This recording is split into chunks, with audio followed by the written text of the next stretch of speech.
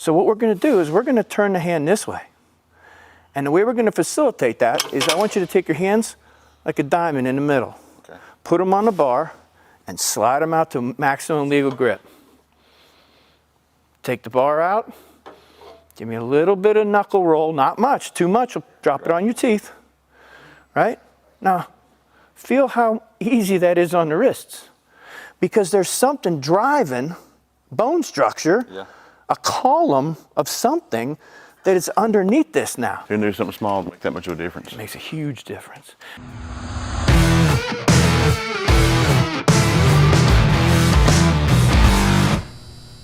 Zach, I'm JM. Zach, welcome, nice to meet you. And what I want to do today is start with what you already know. Okay. So if you lay on the bench and show me everything you already know, and we'll take it from there.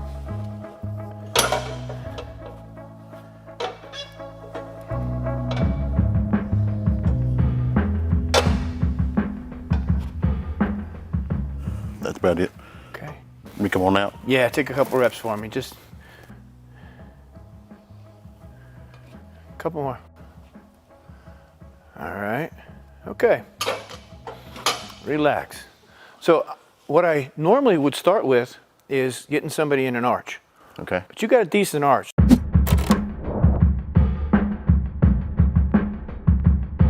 So you can get better. You're gonna have to get flexible right about here at the end of your rib cage. This joint, the more flexible it is, the more it's gonna be able to bring that chest up. Okay. And what that does is that cuts the distance the bar has to come down, right? Because if you're laying like this, you gotta come all the way to here. But if you get that chest up, you only have to come to there. And also, it's gonna help facilitate a decline press leverage. Okay. The more we can tilt that rib cage like this, the more you're pressing down towards your feet instead of up here. Okay. So you're doing fine with that, so we'll skip that. Let's go to your grip. Okay. All right? So lay back on the bench and show me what your grip is. I'm kind of unsure about where to put it. Okay, stop. So he's taking the grip at about he's between the ring finger and the middle finger at the limit, the marking. And we're going to move that out all the way. Every time you touch a bench bar or any bar that you're pressing, you use this grip. Okay. How come? The wider your arms are, the less you gotta go down. He said the wider your arms are, the less you go down. And that is absolutely true. So if you and I are gonna run a race, and I'm gonna run 100 meters and you have to run 110, who has the advantage? The one runs 100.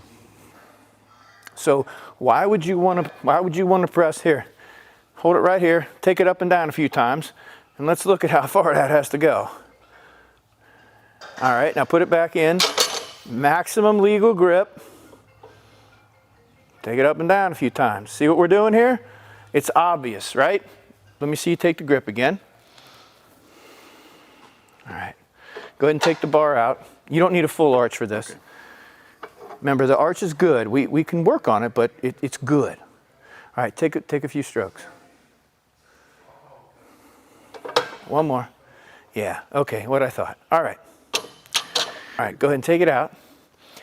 And so right now, he's got the bar cocked back in his hand, and his wrist is cocked back, which is why the wrist straps were invented.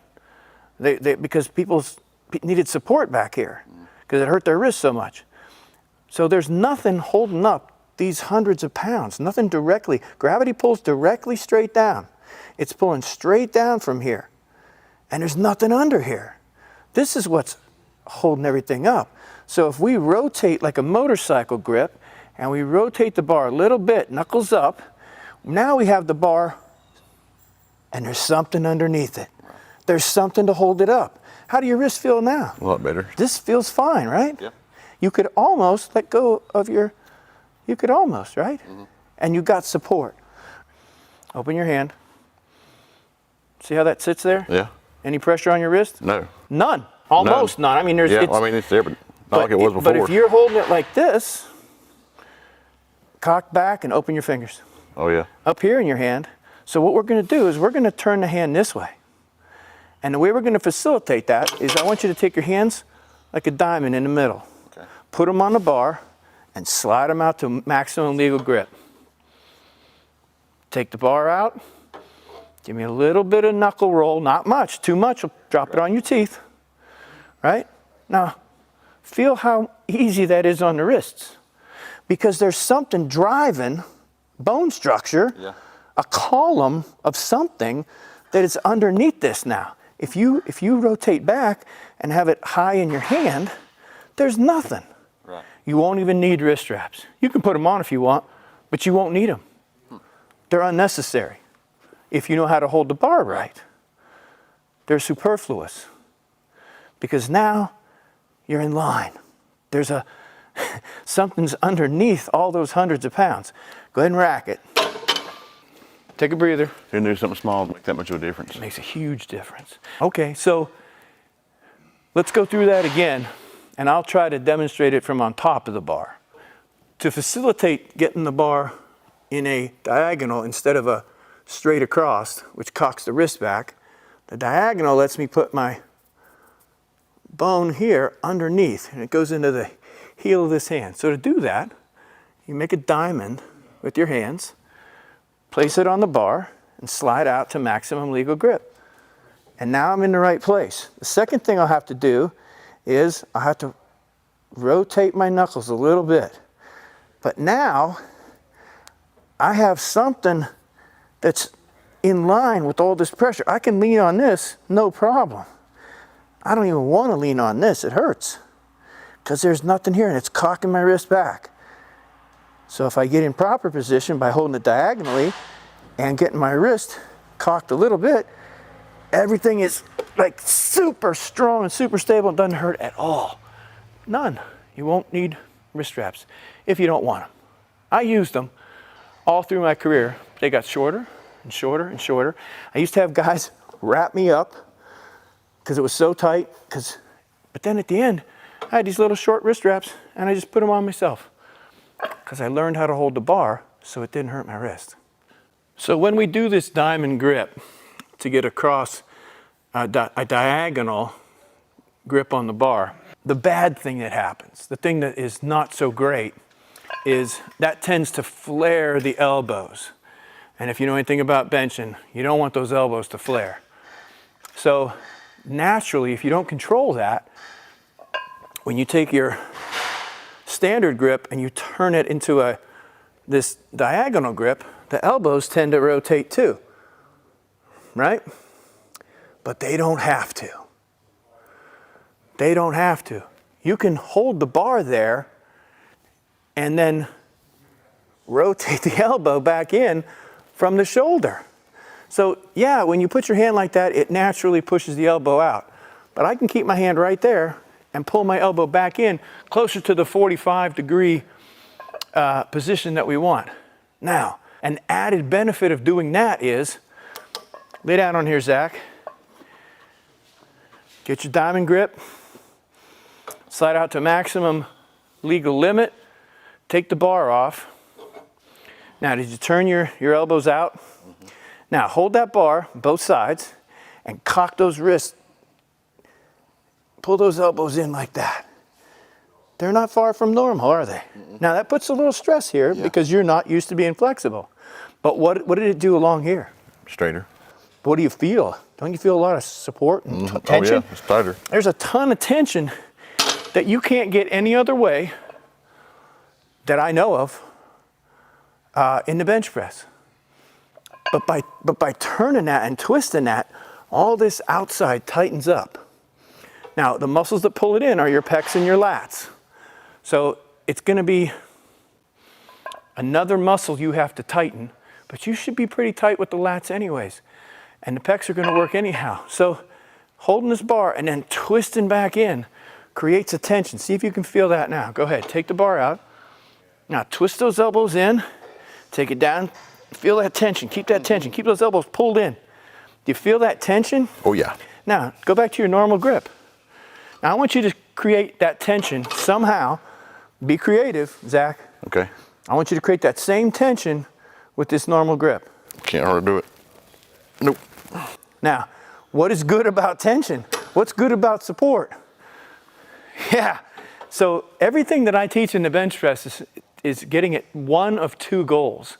One, to increase support, or two, to decrease distance. That's it, really. That's all the ways that I coax leverage out of the bench. But this tension that this twist allows, and it's just an external rotation of the shoulder. The elbow comes in, but that's the external rotator muscles that do that. That creates an added support that you just don't get. I could never get it.